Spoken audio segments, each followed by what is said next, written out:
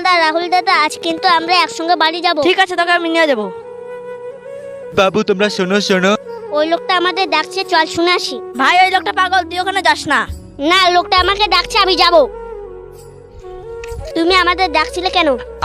আমি অনেকদিন ধরে খাইনি, তুমি আমাকে খেতে দেবে?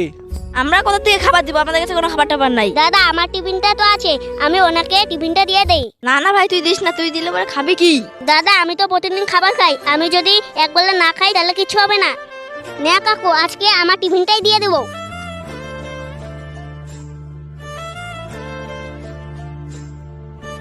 এই নাও কাকু, আমার টিফিনটাই খেয়ে নাও। তুমি যে আমাকে দিয়ে দিলে, তুমি খাবে কি? না, আমি বাড়িতে অনেক খাবার খেয়ে এসেছি, আমার পেট ভরা আছে, তুমি এই টিফিনটা খেয়ে নাও। আমি বাড়ি গেলেও অনেক খাবার খেতে পারবো, তুমি এই খাবারটা খেয়ে নাও। কাকু, এখন আমি যাই, স্কুলে আমার দেরি হয়ে যাচ্ছে।